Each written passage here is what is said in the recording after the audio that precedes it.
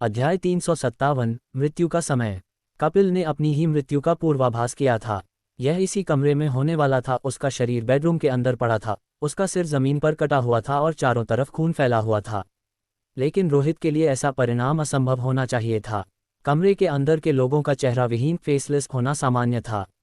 शायद उनमें से कोई एक भूत था, लेकिन याददाश्त बदलने वाले भूत का मारने का तरीका इतना हिंसक नहीं था।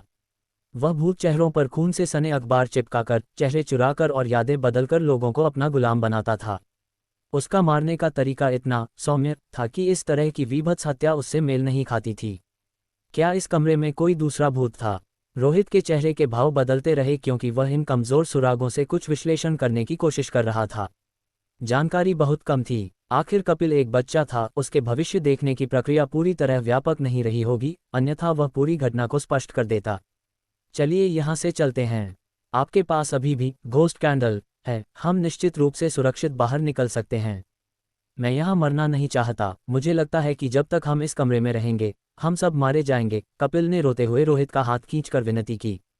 चिंता मत करो, मेरे रहते तुम नहीं मरोगे। अब मुझे बताओ, तुम्हारी मृत्यु लगभग कब हुई? समय क्या था? क्या कमरे में कुछ और है? एक बार कमरे के बाहर के बारे में पूर्वाभास करो, अलग नजरिए से देखो कि क्या परिणाम वही रहता है, रोहित ने कहा। अगर वह बार बार कोशिश करे तो शायद परिणाम बदल जाए। चूंकि कपिल पहले से ही भविष्य देखने की स्थिति में था, इसलिए केवल एक परिणाम देखना नुकसानदेह होता। क्या मैं फिर से कोशिश करूं? कपिल अभी भी डरा हुआ था। अगर स्थिति नहीं बदली तो मैं तुम्हें यहां से ले जाऊंगा। ये पक्का है कि तुम यहां नहीं मरोगे, रोहित ने वादा किया। कपिल ने सिर हिलाया और आंखें बंद कर लीं। इस बार उसके दिमाग में फिर से आने वाली घटनाएं प्रकट हुईं। उसका भविष्य वाला स्वरूप अभी भी मृत था, सिर कटा हुआ। लेकिन इसने वर्तमान कपिल को देखने से नहीं रोका। उसने देखा कि भविष्य वाला रोहित उसका कटा हुआ सिर उठाकर वापस गर्दन पर जोड़ने की कोशिश कर रहा है। लेकिन कोई फायदा नहीं हुआ। सिर जोड़ने के बाद भी वह जीवित नहीं हुआ। हालांकि उसी पल कपिल ने अपनी लाश की घड़ी पर समय देखा, 2:10। इसका मतलब था कि उसकी मृत्यु में 10 मिनट बाकी थे। मैं 2:10 पर मर गया, कपिल ने घबराते हुए एक महत्वपूर्ण जानकारी दी। जारी रखो। और क्या देखा? रोहित ने तुरंत समय नोट किया। मैंने देखा कि माइकी भी मर चुका है, उसका शरीर बीच से कटा हुआ है, कपिल ने आगे बताया। उसने देखा कि माइकी बिना किसी चेतावनी के जमीन पर गिर गया, उसका शरीर कमर से 2 टुकड़ों में बढ़ गया था। क्या मैं भी मर गया? माइकी का चेहरा डर से सफ़ेद पड़ गया। उसे लगा था कि बच्चा सिर्फ अपनी मौत देख रहा है, लेकिन उसने माइकी के अंत की भी भविष्यवाणी कर दी थी। रोहित का चेहरा काला पड़ गया। वह समय क्या था? 2:15। कपिल ने बोलने के लिए मुंह खोला ही था कि वह आतंक में चिल्ला उठा, टैमनी भी मर गई है। उसका शरीर बिल्कुल बीच से 2 फाड़ हो गया है। ये बहुत भयानक है। ये सुनकर टैमनी की आंखें फटी की फटी रह गई। ये कैसे संभव था? 10 मिनट के भीतर वे एक एक करके मरने वाले थे। भूतों का क्या? क्या तुमने किसी भूत को प्रकट होते देखा? रोहित ने पूछा। नहीं, कोई नहीं। कमरे के बिना चेहरे वाले लोग हिले तक नहीं। मैंने किसी और भूत को कमरे में आते नहीं देखा। अब हम क्या करें? रुको, मैंने आपको देखा, आपने दरवाज़ा खोला और बाहर भाग गए। आप जीवित बच निकले। ये सुनकर माइकी ने रोहित को एक अजीब नज़र से देखा।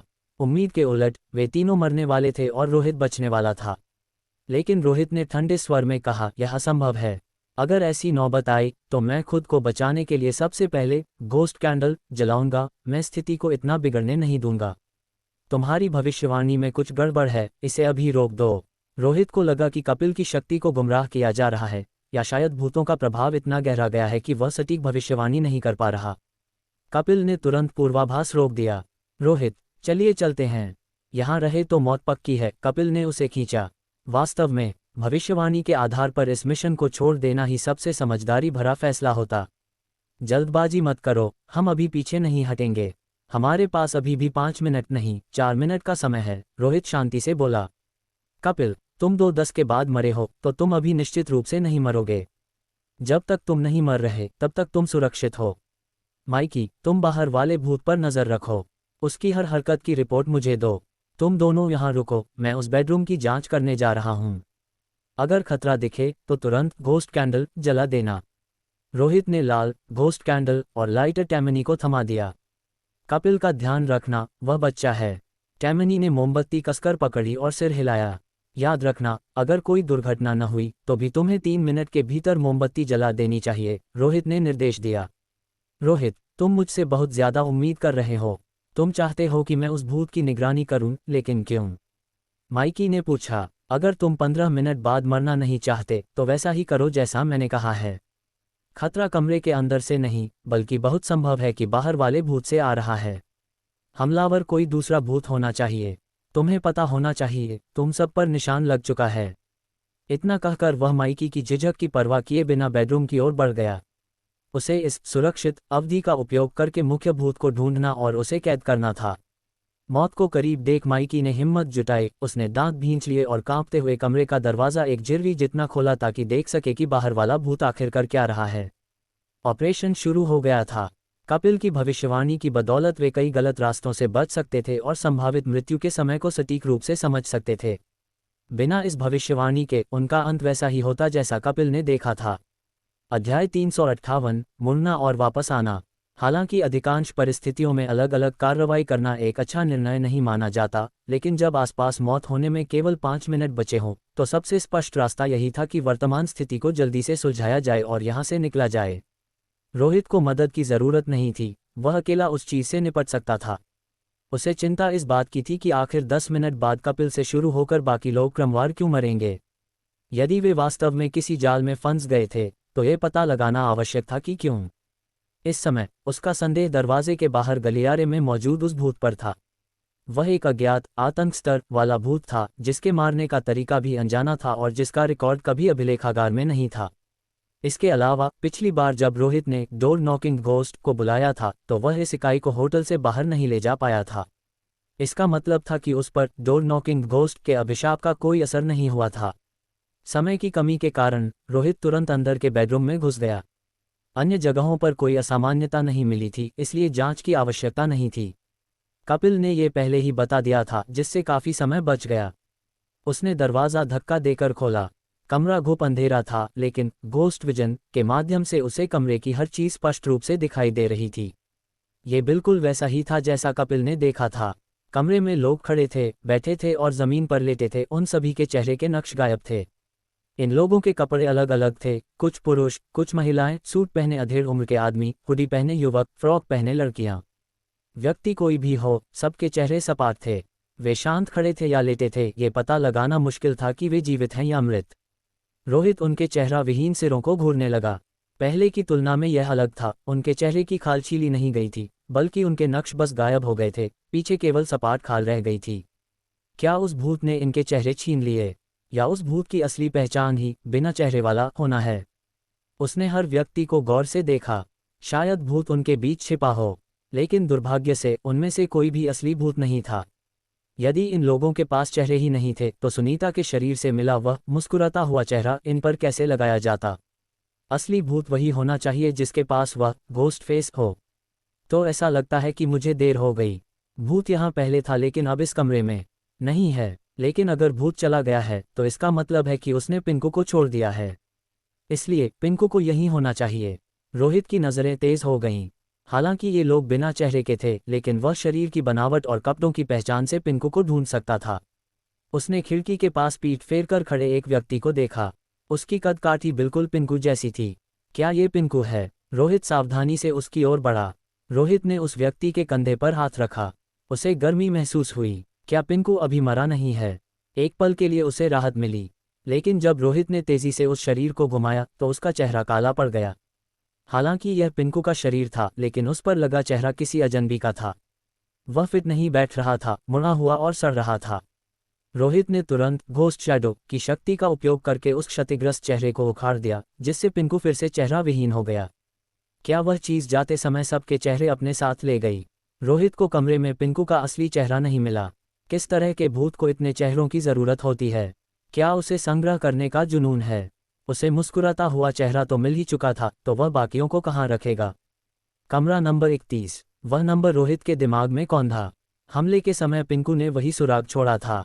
घोस्ट कैबिनेट ने कमरा 13 बताया था और पिंकू 13 में ही था।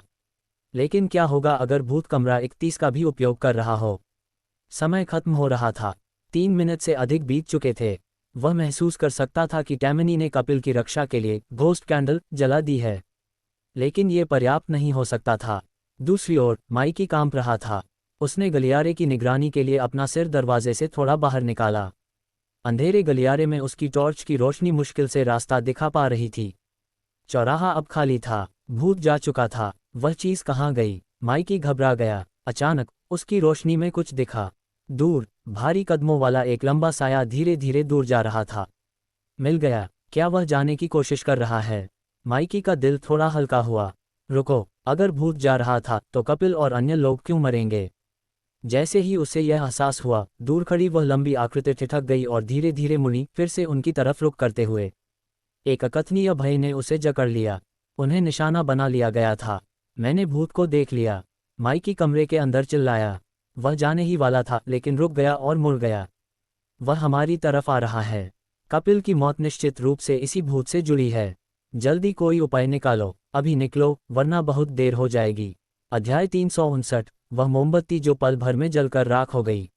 रोहित को सोचने में ज्यादा समय नहीं लगा। तत्काल निर्णय लेना उसके लिए कोई नई बात नहीं थी। पहले भी कई बार ऐसी स्थितियों का सामना करने के कारण उसने अपनी परखने की क्षमता विकसित कर ली थी। उसी क्षण बाहर से फिर माइकी की आवाज आई, जिसने उसे बताया कि गलियारे वाले भूत ने हलचल शुरू कर दी है। माइकी की बातों से यह साफ था कि भूत ने वास्तव में कार्रवाई की थी। क्या इसका सीधा संबंध कपिल की होने वाली मृत्यु से था? यह अभी अज्ञात था, लेकिन वर्तमान स्थिति से यह अनुमान लगाया जा सकता था कि कपिल की मौत संभवतः उसी भूत से जुड़ी थी। पास में केवल वही एक इकाई मौजूद थी। माइकी, इतना तनाव लेने या डरने की जरूरत नहीं है। अगर हमारा सामना किसी भूत से हो भी जाता है तो इसका मतलब यह नहीं कि हमें भागना या छिपना ही है। हम खुद गोस्ट कंट्रोलर हैं। अगर इस बार मुझे कुछ हासिल नहीं हुआ तो बाहर वाला वह भूत हमारा अगला लक्ष्य होगा। डी सिटी में हुई हेड बैलून घटना का स्रोत भी यही हो सकता है। ये जांच का विषय है। पिंकू के शरीर को अपनी पीठ पर लादे हुए रोहित शांत चेहरे के साथ बेडरूम से बाहर निकला। जब माइकी ने उसे यह कहते सुना तो वह चौंक गया। क्या हम उस चीज से निपटने वाले हैं? रहने दीजिए भाई, वह चीज उलझने के लायक नहीं लगती। सीधा संपर्क मौत का कारण बन सकता है। मेरा पहले भी ऐसा अनुभव रहा है और मैं उसे दोबारा नहीं दोहराना चाहता। एक घोस्ट कंट्रोलर बनने की प्रक्रिया में उसने भी जीवन और मृत्यु का सामना किया था। इन्हीं अनुभवों के कारण वह डरा हुआ था। रोहित जैसा कोई व्यक्ति जो डर पर विजय पाकर अलौकिक घटनाओं के बीच निडर होकर घूम सके, बहुत दुर्लभ था। कभी कभी आपके पास विकल्प नहीं होता। मत भूलो कि तुम भी उसके निशाने पर हो। अगर हम समय का हिसाब लगाएं तो कपिल की मौत के बाद तुम भी 5 मिनट के भीतर मर जाओगे, रोहित ने करीब आते हुए कहा। भूत ने तुम्हें चुन लिया है, बस तुम्हें अभी इसका पता नहीं है। जब वह वास्तव में अपनी चाल चलेगा तब तक बहुत देर हो जाएगी। उसने बैठक लिविंग रूम की ओर देखा, जहां टैमनी ने अब एक जलती हुई घोस्ट कैंडल पकड़ रखी थी। हरी लौ टिमटिमा रही थी, जिसने उसे और कपिल को अपनी सुरक्षात्मक चमक में घेर लिया था। रोहित को उन दोनों से बहुत कुछ करने की उम्मीद नहीं थी। वे बस जीवित रहें और उसे स्रोत खोजने में मदद करें, इतना ही काफी था। मुझे कुछ और ढूंढने के लिए दूसरे कमरे में जाना है।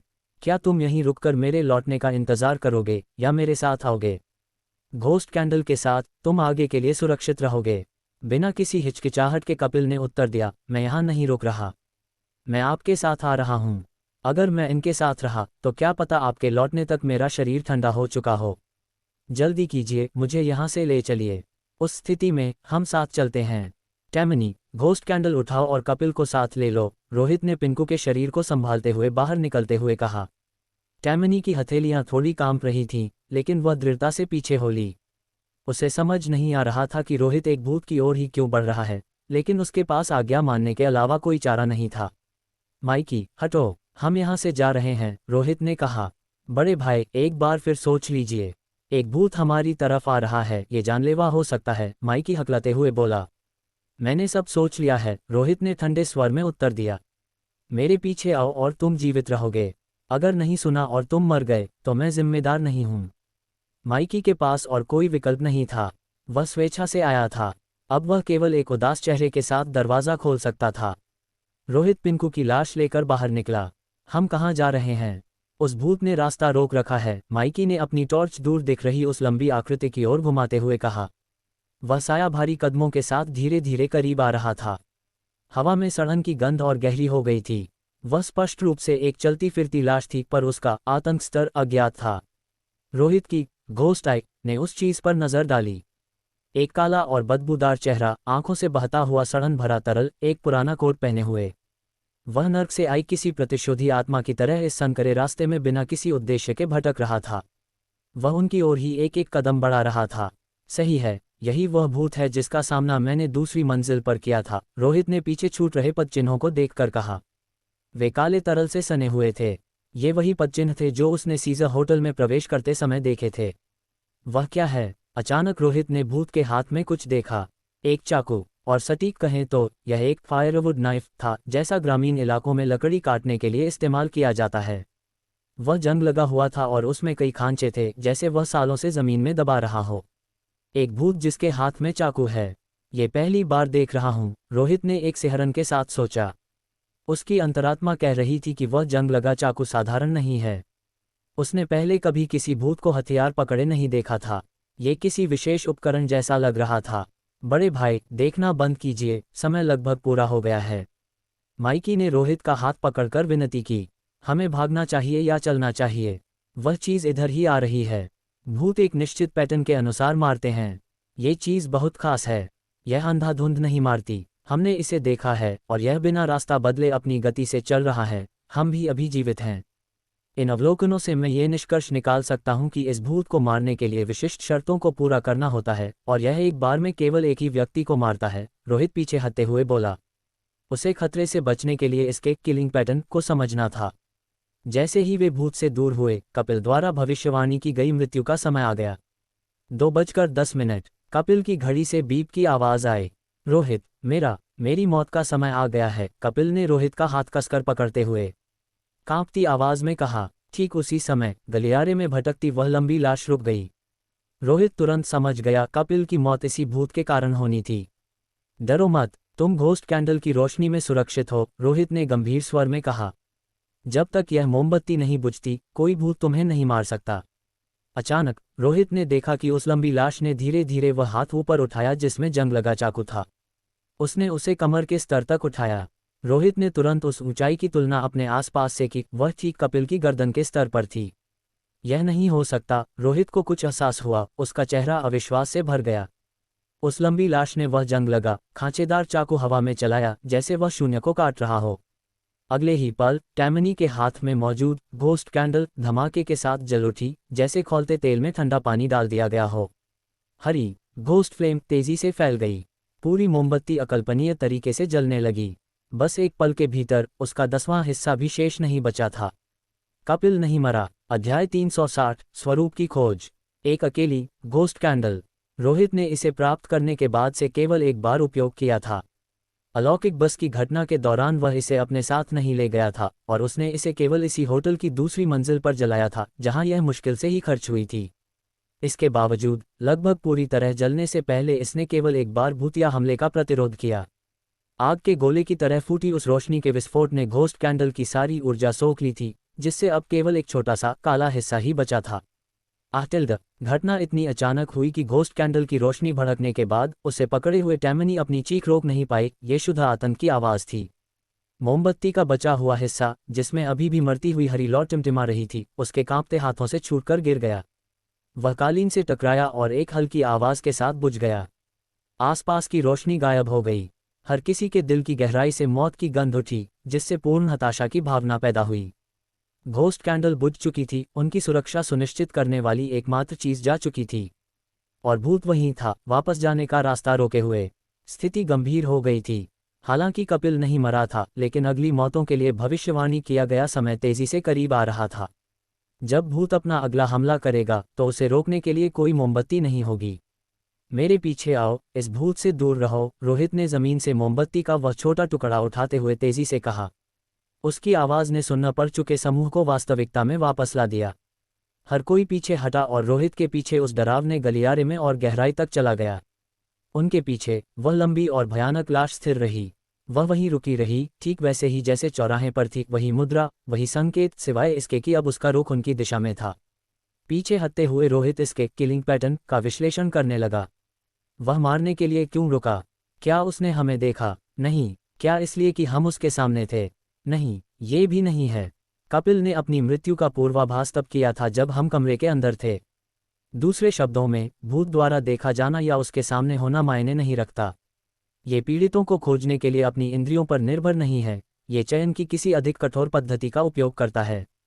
लेकिन वह मानदंड क्या था? पर्याप्त डेटा के बिना वांग शियाओमिंग जैसा प्रतिभाशाली व्यक्ति भी इसे हल नहीं कर सकता था। रोहित, क्या अब मेरी बारी है? क्या मैं मरने वाला हूँ? माइकी का चेहरा सफ़ेद पड़ गया, पसीना बहने लगा। कपिल की भविष्यवाणी के अनुसार उसे रात 2:15 बजे मरना था। अभी 2:11 बज चुके थे। उसके पास सुरक्षा के केवल 4 मिनट बचे थे। मैं निश्चित नहीं हूँ, रोहित ने पिंकू के शरीर को ले जाते हुए तेजी से चलते हुए समझाया। इस भूत का तरीका सरल और क्रूर है, लेकिन पैटर्न अजीब है। कपिल नहीं मरा, और मुझे नहीं पता कि भूत अगले लक्ष्य पर चला जाएगा या पहले वाले का ही पीछा करता रहेगा। अगर यह बाद वाली बात है तो अगला हमला फिर से कपिल पर होगा। अगर पहली बात सही है तो अगला नंबर तुम्हारा है। उनके पास आगे बढ़ने के अलावा कोई विकल्प नहीं था। वापस जाने का रास्ता बंद था। भारी नुकसान के बावजूद उन्हें याददाश्त बदलने वाले भूत से निपटना ही था। अब भागने से उनके सारे बलिदान व्यर्थ हो जाते। क्या यह अभी भी मुझ पर हमला कर सकता है? मैं तो गया। कपिल रोने की कगार पर था। वह घोस्ट कैंडल कहाँ है? उसे निकालो। तुमने अनिकेत से वादा किया था कि तुम मुझे जिंदा वापस लाओगे। मैं तुम्हारी अपनी माँ से पहचान कराऊंगा, ठीक है? रोहित ने इस रिश्वत को नज़रअंदाज किया और गंभीरता से कहा, मोमबत्ती लगभग खत्म हो चुकी है। यह एक और हमला नहीं झेल पाएगी। हम अब उस पर भरोसा नहीं कर सकते। अगर हमें 5 मिनट में समाधान नहीं मिला तो भूत जिस अगले व्यक्ति को निशाना बनाएगा वह मर जाएगा। उसने सच नहीं छिपाया। मैंने ऐसा कुछ पहले कभी नहीं देखा। यहाँ तक कि हंग्री घोस्ट के खिलाफ भी मोमबत्ती इतनी तेजी से नहीं जली थी। खुद को तैयार रखो। रोहित का दिल भारी था। अगर उसे निशाना बनाया गया तो वह निश्चित नहीं था कि वह बच पाएगा। क्या हम खत्म हो गए? माइकी ने फुसफुसाते हुए पूछा। नहीं, जरूरी नहीं, रोहित ने कहा। भूतों के नियम जटिल नहीं होते, बस दबाव में उन्हें समझना मुश्किल होता है। अगर हम उन्हें समझ लें तो साधारण लोग भी बच सकते हैं। जैसे हेडलेस घोस्ट शैडो, जब तक आप उसके गुलामों की तरफ पीठ नहीं करते थे आप सुरक्षित थे। या हंग्री घोस्ट, अगर उस शिशु ने आपको देखा, सुना या छुआ नहीं तो आप जीवित रहे। लेकिन हमारे पास 3 मिनट हैं। हम पैटर्न का पता कैसे लगा सकते हैं? माइकी ने हताशा में पूछा। हम अलग अलग चीज़ें आजमाते हैं। अगले तुम मरने वाले हो। क्या तुम कोशिश नहीं करना चाहते? रोहित ने उसकी ओर देखा। बिल्कुल चाहता हूँ। रोहित रुक गया। वे एक और कमरे के बाहर थे। कमरा नंबर 31। अपनी मृत्यु से पहले पिंकू ने यही सुराग छोड़ा था। ये कमरा याददाश्त वाले भूत की कड़ी था। कपिल, एक बार फिर भविष्य देखो। रोहित ने पिंकू के शरीर को नीचे रखा और लड़के के सामने बैठकर कहा। हमारे पास अंदाज़ा लगाने का समय नहीं है। हमें संभावनाओं का परीक्षण करने के लिए तुम्हारे पूर्वाभासों का उपयोग करना होगा। ये हमारा एकमात्र मौका है। इस बार हमें सफल होना ही होगा। मैं कोशिश करूंगा। कपिल रोहित की बांह पकड़कर सिसकने लगा। रोहित ने उसे प्रोत्साहित किया। कपिल का शरीर बर्फ जैसा ठंडा हो गया, उसका चेहरा पीला पड़ गया और उसकी सांसें धीमी हो गईं। उसके अंदर का भूत जाग रहा था। मुझे बताओ, अगला कौन है? तुम, माइकी या टैमनी? रोहित ने पूछा। कपिल ने अपनी आंखें बंद कर लीं। उसका चेहरा पीड़ा से मरोड़ने लगा, जैसे वह किसी बुरे सपने में फंस गया हो। मैं नहीं मरा, माइकी। वह मर गया। समय वही है, रात 2:15। रोहित के चेहरे के भाव बदल गए। कपिल को मारने में असफल होने के बाद भूत उसे छोड़कर अगले लक्ष्य पर चला गया था। यह एक तरह से अच्छी खबर थी। इसका मतलब था कि भूत एक अनुक्रम सीक्वेंस का पालन करता है और एक असफल लक्ष्य पर अटका नहीं रहता।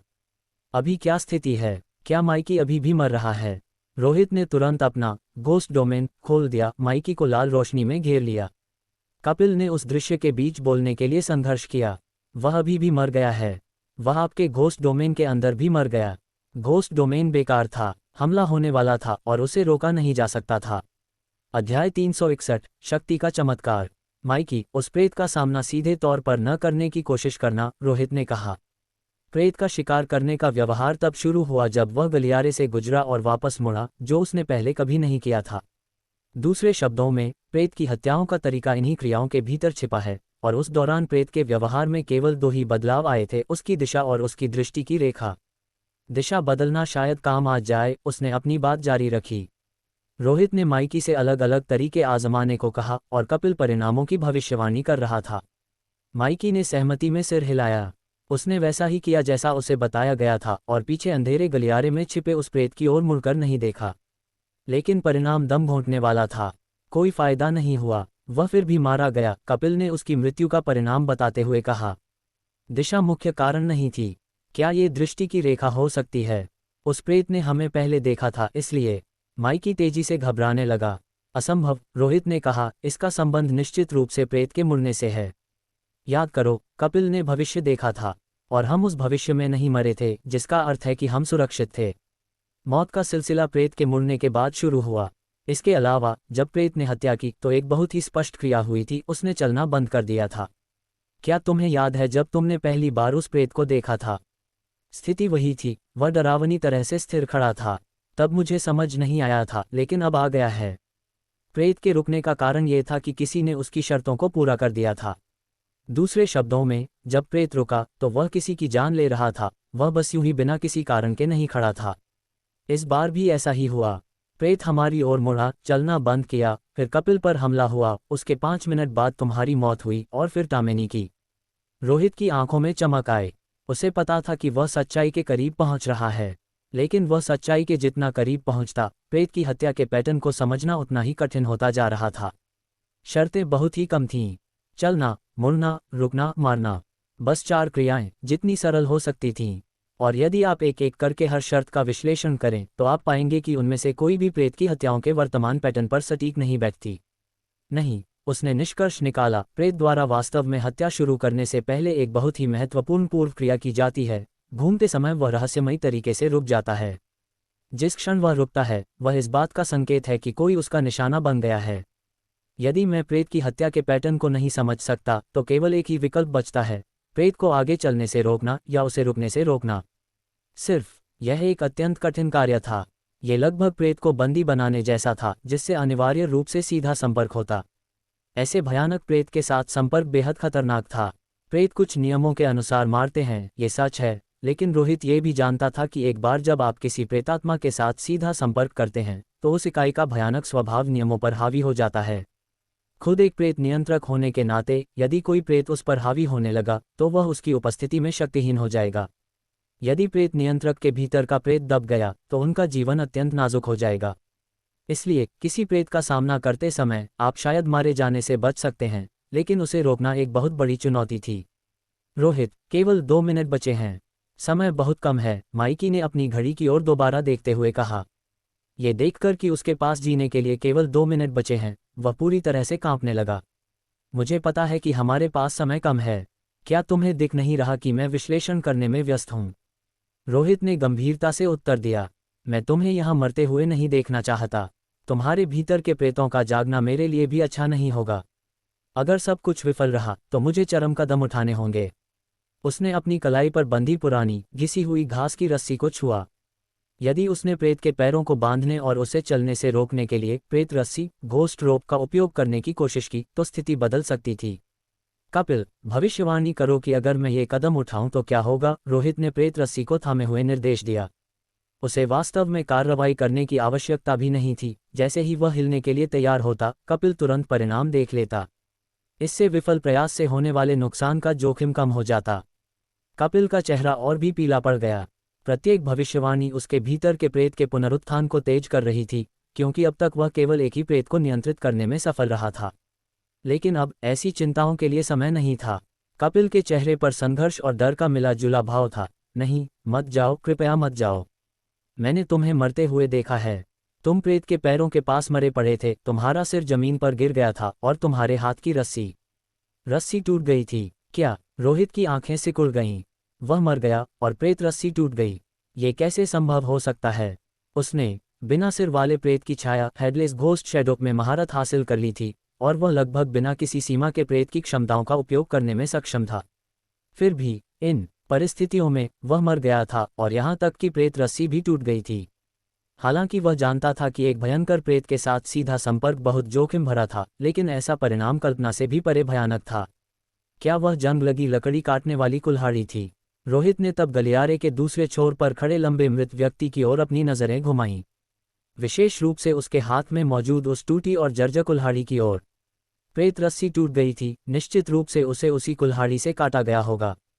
सिर्फ 1 मिनट बचा है। मैं 1 मिनट में मरने वाला हूँ। रोहित, कृपया कुछ सोचो, मुझे बचाओ, मैं तुमसे विनती करता हूँ। माइकी इतना डर गया था कि वह रोने के करीब था। वह पसीने से तरबतर था और पूरी तरह से कांप रहा था। मौत ठीक उसकी आंखों के सामने थी और उस क्षण वह जिस भारी दबाव और डर को महसूस कर रहा था, उसका अंदाजा कोई नहीं लगा सकता था। मुझे पता है, शांत हो जाओ, मैं अभी भी समाधान खोजने की कोशिश कर रहा हूँ, रोहित ने अब घबराते हुए कहा। क्योंकि अगर माइकी उसके सामने मर गया तो यहाँ की स्थिति फिर से बहुत जटिल हो जाएगी। और इसी समय रोहित की प्रेत दृष्टि घोस्ट टाइप में गलियारे में खड़ा वह लंबा पुरुष शव फिर से हिलने लगा। भारी कदमों के साथ चलते हुए, सड़न की दुर्गंध से भरे अपने अकड़े हुए शरीर को खींचते हुए वह एक एक कदम इस ओर बढ़ने लगा। ऐसी गति से तो 3 साल का बच्चा भी इस प्रेत से आगे निकल सकता था। लेकिन इस प्रेत को मारने के लिए किसी व्यक्ति को पकड़ने की जरूरत नहीं थी। जब तक शर्तें पूरी होती वह रुक जाता और अपने हाथ में मौजूद कुल्हाड़ी चला देता। इस तरह का प्रहार एक अपरिहार्य मृत्यु थी और अब तक प्रेत मोमबत्ती घोस्ट कैंडल का उपयोग करने के अलावा रोहित इस भयानक हमले का सामना करने के लिए किसी दूसरे तरीके की कल्पना नहीं कर पा रहा था। न तो प्रेत की क्रिया को रोक सकता हूँ, न ही उसके करीब जाने का जोखिम उठा सकता हूँ, और इस चीज को प्रेत क्षेत्र घोस्ट डोमेन में फंसाना भी निश्चित रूप से संभव नहीं है। यहाँ तक कि अमिताभ का प्रेत क्षेत्र भी इस चीज को नहीं हटा सका, मेरा तो बिल्कुल नहीं। मेरे पिछले अनुमान के अनुसार ये प्रेत 1 मिनट बाद रुक जाएगा और फिर माइकी को मारने के लिए अपनी कुल्हाड़ी चलाएगा। लानत है, माइकी पर इस 1 मिनट के भीतर हमला क्यों होगा? यहाँ तक कि अमिताभ के पास कम से कम एक अजीब खटखटाने की आवाज़ तो होती है। रोहित अभी भी दूर खड़े उस प्रेत को टकटकी लगाकर देख रहा था। उसकी हर हरकत उसकी आंखों में साफ दिख रही थी, लेकिन प्रेत की हर क्रिया बहुत सामान्य थी, जिसमें संदेह करने लायक कुछ भी संदिग्ध नहीं दिख रहा था। यदि ऐसी कोई स्थिति होती तो उस पर ध्यान न देना असंभव होता। नहीं, जरूर कुछ ऐसा है जिसे मैंने नज़रअंदाज किया है, जरूर कुछ है। ये प्रेत बिना किसी कारण के माइकी को नहीं मारेगा, जैसे कपिल पर पिछला हमला हुआ था। ये निश्चित रूप से कोई यादृच्छिक चुनाव नहीं है। इस बार रोहित ने अपनी दोनों प्रेत आंखें खोल दीं। कुल 3 प्रेत आंखें दूर चलते हुए उस शव को देख रही थीं, मानो 360 डिग्री पर बिना किसी बाधा के सब कुछ देख रही हों। अंधाधुंध तरीके से इस प्रेत का विरोध करने के लिए प्रेत नियंत्रक की शक्ति पर भरोसा करना अब अवास्तविक है। इस चीज के करीब जाने का मतलब मेरे और दूसरों दोनों के लिए मौत है। 20 सेकंड, रात के 2:15 बजने में सिर्फ 20 सेकंड बचे हैं। चाहे जो हो, मेरी मौत तय है। मैं उस प्रेत से मुकाबला करूंगा और बुरा से बुरा क्या होगा, भयंकर प्रेत पुनर्जीवित हो जाएगा। वैसे भी इस गति से तो मैं मारा ही जाऊंगा। माइकी हताशा में चिल्ला उठा। वह लगभग पागल हो चुका था, क्योंकि वह इस कठिन परिस्थिति से बचने के लिए सब कुछ दांव पर लगाना चाहता था। शायद भयंकर प्रेत के पुनरुत्थान का जोखिम उठाने से वह प्रेत रुक जाए। चुप रहो। जब कपिल के पूर्वाभास में मैं खुद मर गया, तो क्या तुम्हें लगता है कि तुम इसका सामना कर पाओगे? मूर्ख मत बनो। प्रेत से लड़ रहे हो, तुम्हारे पास दांव पर लगाने के लिए कितनी जानें हैं। तुम्हारी मौत समस्या नहीं है, लेकिन एक बार जब भयंकर प्रेत पुनर्जीवित हो गया तो तुम हम सबको साथ ले डूबोगे। रोहित ने उसका कॉलर पकड़ते हुए दहाड़ लगाए। मुझे पहले से ही एक प्रेत से निपटने में मुश्किल हो रही है, मैं तुम्हारा शव भी इकट्ठा नहीं करना चाहता। अगर तुम जाकर खुद को मरवाना चाहते हो तो सबसे पहले मैं तुमसे निपटूंगा, तुम्हें 10,000 मीटर जमीन के नीचे भेज दूंगा, ताकि कम से कम तुम्हारे प्रेत का पुनरुत्थान मुझे प्रभावित न करे। लेकिन मैं यहाँ बैठकर मौत का इंतजार नहीं करना चाहता, माइकी चीखते हुए चिल्लाया। वह टूटने की कगार पर था। इस क्षण केवल 10 सेकंड बचे थे। मुझे पता है, चलो एक आखिरी बार कोशिश करते हैं। अब किसी पूर्वाभास की जरूरत नहीं है। मैं देखता हूं कि क्या मैं शारीरिक रूप से उस प्रेत के बीच हस्तक्षेप कर सकता हूं। रोहित ने अपने दांत पीसते हुए सबसे सरल तरीका अपनाने का फैसला किया। उसने प्रेत को ठोकर खिलाकर गिराने की कोशिश की। न तो प्रेत क्षेत्र का उपयोग करने की आवश्यकता थी, न ही किसी विशेष चीज का। बिना एक शब्द बोले उसने तुरंत जमीन पर बिछे कालीन को पकड़ लिया। गलियारे का कालीन एक ही टुकड़ा था, वह एक छोर पर था, जबकि प्रेत दूसरे छोर की ओर चल रहा था। बिना सिर वाले प्रेत की छाया की शक्ति का उपयोग करने के बाद रोहित की ताकत आश्चर्यजनक रूप से बढ़ गई थी। उसने कालीन पकड़ा और जोर से झटका दिया, जिससे प्रेत को गिराने की कोशिश की। जब तक वह चल नहीं पाएगा, तब तक वह माइकी को मारने से बचा रहेगा। पैरों के नीचे का कालीन हिंसक रूप से हिल गया, जिससे निश्चित रूप से एक सामान्य व्यक्ति ठोकर खाकर जमीन पर गिर जाता। हालांकि परिणाम भयानक रहा। वह लंबा शव पत्थर की तरह भारी था और नहीं गिरा, कालीन पर भारी कदमों के साथ चलना जारी रखा। इसी समय माइकी की मृत्यु का निर्धारित समय आ गया और वह खुद अपना सिर पकड़े हुए दर्द में चिल्ला रहा था, क्योंकि वह मौत के आने का इंतजार कर रहा था। माइकी मरा नहीं है रोहित, वह मरा नहीं है, वह बच गया। प्रेत ने अपनी क्रिया बदल दी। उसने माइकी को नहीं मारा। फिर भी इस समय कपिल उत्तेजना में चिल्लाया। क्या? रोहित एक पल के लिए स्तब्ध रह गया, लेकिन अंत में उसने पाया कि परिणाम वास्तव में बदल गया था। प्रेत हत्या करने के लिए नहीं रुका, बल्कि अपने भारी कड़े कदमों के साथ आगे बढ़ता रहा। हत्या के लिए रुकने की स्थिति टूट गई थी।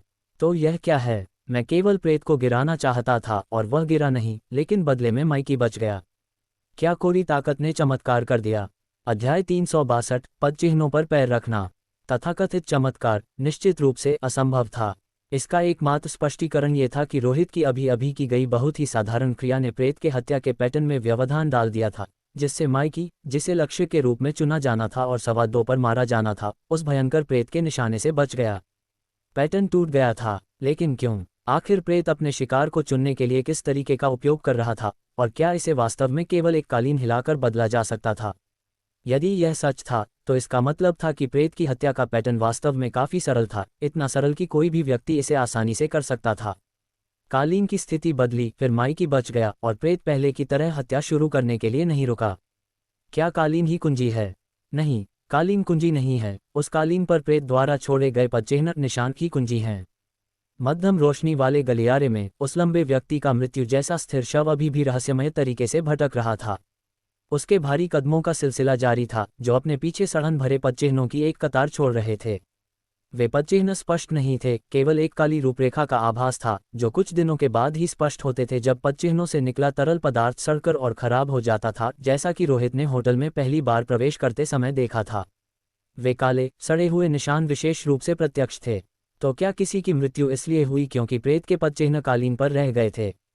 नहीं, ये भी सही नहीं है। प्रेत अभी भी घूम रहा है, पदचिह्न अभी भी बन रहे हैं, लेकिन आसपास कोई मौत नहीं हो रही है, जिसका अर्थ है कि प्रेत का पदचिह्न छोड़ना केवल एक शर्त है, और दूसरी शर्त ही असली कुंजी है। रोहित की आंखों में चमक आई, उसे पता था कि वह सच्चाई के बहुत करीब है। माइकी के बच जाने ने उसे एक बड़ा संकेत दिया था, जिसने सीधे तौर पर कुछ दूर की कौड़ी जैसे विचारों को नकार दिया था, जिससे केवल एक ही शर्त बची थी जो सच्चाई के करीब थी। गलियारे में अभी अभी हमारे चलने के दृश्य को फिर से दोहराने से सच्चाई सामने आ सकती है। उसे धुंधला सा महसूस हुआ कि उसके और अन्य लोगों के प्रेत द्वारा निशाना बनाए जाने का कारण आंशिक रूप से ये था कि वे सभी उस गलियारे से होकर गुजरे थे, क्योंकि जब प्रेत ने हत्या करना शुरू किया था तब वह उसी गलियारे में घूम रहा था जिससे वे अभी अभी गुजरे थे। यदि ये दोनों संबंधित नहीं होते तो वह कभी इस पर विश्वास नहीं करता। अन्यथा जब प्रेत कहीं और घूम रहा था तब कपिल ने उनकी मृत्यु का पूर्वाभास क्यों नहीं किया था? पैटर्न यही था। रोहित, अगला मरने वाला व्यक्ति अभी भी मैं ही हूँ। अचानक भविष्य देख सकने वाले कपिल ने फिर से आतंक में अपनी आंखें खोलीं और उसने एक बार फिर बहुत बुरा परिणाम महसूस किया था। ये पहले जैसा ही है। मैं प्रक्रिया नहीं देख सकता, मैं प्रेत का पैटर्न नहीं देख सकता, मैं केवल अपने शरीर को 2 हिस्सों में विभाजित, जमीन पर खून में लथपथ पड़ा देख रहा हूँ। तुम मजाक कर रहे हो क्या? तुम फिर से उस प्रेत के निशाने पर आ गए हो? माइकी, जो अभी अभी मौत के मुंह से बचकर निकला था, कपिल की बातों से हक्का बक्का रह गया। मुझे भी नहीं पता कि क्या हो रहा है। क्या तुम्हें लगता है कि मैं उस प्रेत का निशाना बनना चाहता हूँ? कपिल इतना चिंतित था कि उसने रोना शुरू कर दिया था। माइकी भी घबराने लगा। वह जानता था कि कपिल का मरना किसी भी हाल में ठीक नहीं होगा। यदि वह मर गया तो यहाँ दूसरों की मौत का पूर्वाभास करने वाला कोई नहीं बचेगा, और फिर वे सचमुच मर जाएंगे, न कि केवल देखे गए भविष्य में। रोहित, क्यों न कालीन को फिर से खींचा जाए, शायद एक और चमत्कार हो जाए।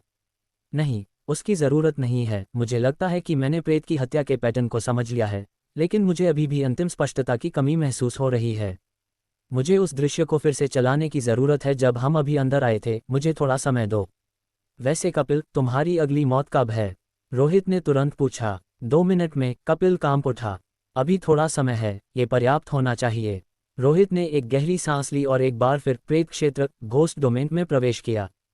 इस बार उसकी प्रेत आंख का दायरा बड़ा नहीं था, केवल लगभग 3 मीटर आगे के क्षेत्र को प्रेत क्षेत्र से कवर किया गया था। प्रेत क्षेत्र ने खुद को छिपाया नहीं, बल्कि सबके सामने एक लाल प्रक्षेपण प्रोजेक्शन के रूप में दिखाई दिया। मैं प्रेत क्षेत्र का उपयोग एक काल्पनिक जगत बनाने के लिए करता हूं जो अभी गलियारे में हुई हर चीज का अनुकरण करता है। देखो, जब हम यहाँ आए थे तब यह ऐसा था। रोहित ने प्रेत क्षेत्र को नियंत्रित किया और तुरंत एक कालीन वाले गलियारे के साथ एक लाल प्रेत क्षेत्र अंदर दिखाई दिया। ये प्रेत के हिलने डुलने का मार्ग है और यह बहुत सटीक है। मैंने प्रेत द्वारा छोड़े गए पदचिह्न देखे। प्रेत पहले इस चौराहे से वापस चला, रास्ते में पदचिह्नों की एक कतार छोड़ गया। पदचिह्नों की स्थिति पर पूरा ध्यान दें। और जब हम अंदर आए तो यह ऐसा दिख रहा था, उसने कहा। प्रेत क्षेत्र के भीतर रोहित, माइकी और अन्य लोगों की आकृतियां दिखाई दी, बिल्कुल वैसी ही जैसी वे अभी अंदर आते समय थीं। वापस जाते समय प्रेत ने किसी को नहीं मारा। प्रेत क्षेत्र के अंदर छाया रूपी प्रेत और रोहित व अन्य लोगों की काल्पनिक आकृतियां एक गलियारे में एक दूसरे के पास से गुजरी और हर कोई सुरक्षित था। समस्या तब शुरू हुई जब प्रेत वापस जाने के लिए मुड़ा। रोहित की प्रेत दृष्टि बदली और प्रेत क्षेत्र के भीतर का दृश्य बदल गया। प्रेत मुड़कर वापस जाने लगा और तभी वह दूसरों से आमने सामने मिला। प्रेत की हरकतें बहुत धीमी थीं, इसलिए समय पर ध्यान दें। पहली हत्या 2:10 पर हुई थी, जो कि वही समय था जब कपिल पर पहली बार हमला हुआ था। मुझे कुछ भी असामान्य नहीं दिख रहा है, माइकी ने किसी भी चालाकी को पहचानने की कोशिश में अपनी आंखें फाड़ते हुए कहा, लेकिन उसे कुछ नहीं मिला। रोहित ने शांति से कहा, जानकारी पहले से ही बहुत स्पष्ट है। मैं इस समय हमारे पहली बार प्रवेश करने के दृश्य को फिर से दोहराऊंगा। फिर प्रेत क्षेत्र में रोहित और उसके समूह की आकृतियां फिर से दिखाई दीं। उस क्षण सबकी आंखों में प्रेत उनके साथ गलियारे में आगे चल रहा था। हालांकि एक निश्चित क्षण में कुछ बहुत ही ध्यान देने योग्य घटना घटी। प्रेत क्षेत्र के अंदर ठीक 2:10 के बाद प्रेत के पदचिह्न गलियारे में कपिल के पदचिह्नों के साथ मेल खा गए। नहीं, सटीक रूप से कहें तो प्रेत ने बिल्कुल उन पदचिह्नों के ऊपर कदम रखा था जो कपिल ने कालीन पर छोड़े थे। प्रेत क्षेत्र का दृश्य जम गया। इसे रोहित ने जानबूझकर रोका था। उसकी आंखें सिकुड़ गईं। तुम देखो, ठीक 2:10 के बाद जब प्रेत मुड़ा और गलियारे को पार किया तो उसके प्रेत पदचिह्न पूरी तरह से कपिल द्वारा पहले छोड़े गए पदचिह्नों के ऊपर आ गए। फिर प्रेत रुक गया और मारना शुरू कर दिया। कपिल पर हमला हुआ। यदि आप उस स्थिति को देखें जहां से प्रेत ने अपनी कुल्हाड़ी चलाई थी, तो मैंने उस पर पहले ही ध्यान दे दिया था। प्रेत ने अपनी कुल्हाड़ी ठीक कपिल की गर्दन पर चलाई, यही कारण है कि उसका सिर गिर गया। हालांकि प्रेत वर्तमान कपिल पर वार नहीं कर रहा था, बल्कि उस कपिल पर वार कर रहा था जिसके पदचिह्न वहां छूटे थे। प्रेत क्षेत्र के भीतर का दृश्य एक बार फिर चलने लगा। प्रेत ने अपनी जंग लगी कुल्हाड़ी उठाई, फिर नीचे की ओर वार किया। कपिल, जो वहां रुक गया था जहां उसके पदचिह्न छूटे थे, कुल्हाड़ी की चपेट में आ गया और उसका सिर गिर गया। ये बिल्कुल वैसा ही है जैसा मैंने पहले मौत का दृश्य देखा था। कपिल इस दृश्य को देखकर आतंक में चीख पड़ा। हे भगवान, तो बात यह है, ये प्रेत जैसे ही किसी के पदचिह्नों पर पैर रखता है, मारना शुरू कर देता है, माइकी ने झटके से उछलते हुए कहा। इस क्षण प्रेत क्षेत्र के अंदर सिम्युलेटेड दृश्य को देखकर कपिल ने रोहित की बांह पकड़ ली और चिल्लाया, जल्दी करो, समय लगभग खत्म हो गया है। प्रेत फिर से मेरे पदचिह्नों पर पैर रखने वाला है। नहीं, पदचिह्नों पर पैर रखना ही मुख्य हिस्सा नहीं है। क्या ऐसा हो सकता है कि गलियारे को पार करते समय प्रेत जिन पदचिह्नों पर पैर रखता है वे कम आवृत्ति वाले हों? वास्तव में शर्तों को पूरा करने के लिए प्रेत के पदचिह्नों को हमारे पदचिह्नों को पूरी तरह से ढकना चाहिए, तभी प्रेत मारना शुरू करता है, रोहित ने कहा और उसने अपने पैरों के नीचे के कालीन को पकड़कर पलट दिया। पहले सभी के द्वारा छोड़े गए सभी पदचिह्न अब नीचे की ओर थे। 2 मिनट बीत गए और कपिल एक बार फिर सुरक्षित था। प्रेत गलियारे में भटकता रहा। ये देखकर रोहित ने राहत की सांस ली। उसका निर्णय सही था। इस प्रेत की हत्या का पैटर्न किसी और के पदचिह्नों पर कदम रखते ही हत्या शुरू करना था। ऐसे में यह कोई आश्चर्य की बात नहीं है कि प्रेत के साथ उनकी पहली मुठभेड़ के दौरान उसे और कपिल को कोई नुकसान नहीं पहुंचा था। ये केवल तब हुआ था जब हंसते हुए प्रेत के कारण प्रेत क्षेत्र टूटने की कगार पर था। तब कपिल ने उन दोनों के लिए मौत का दृश्य देखा था। प्रेत क्षेत्र के बिना पदचिह्न स्वाभाविक रूप से उजागर हो गए। रेस्तरां की दूसरी मंजिल पर जो प्रेत घूम रहा था वह आसानी से उनके पदचिह्नों पर पैर रख सकता था। लानत है, इतने आसानी से खोजे जा सकने वाले नियम ने हम में से कई लोगों को लगभग मार ही डाला था। कोई आश्चर्य नहीं कि रोहित, तुम पर कभी हमला नहीं हुआ। ऐसा इसलिए है क्योंकि जब से तुम अंदर आए हो तुम दीवार के सहारे चल रहे हो। तुम्हारे पदचिह्न किनारे पर थे, बीच में नहीं। प्रेत बीच में चलते हुए कभी तुम्हारे पदचिह्नों पर पैर नहीं रख सका। माइकी ने सिगरेट ढूंढते हुए टिप्पणी की, लेकिन उसे जलाने के लिए लाइटर नहीं मिला। अभी के दृश्य के पुनरावलोकन से वास्तव में ऐसा ही है, रोहित ने कहा।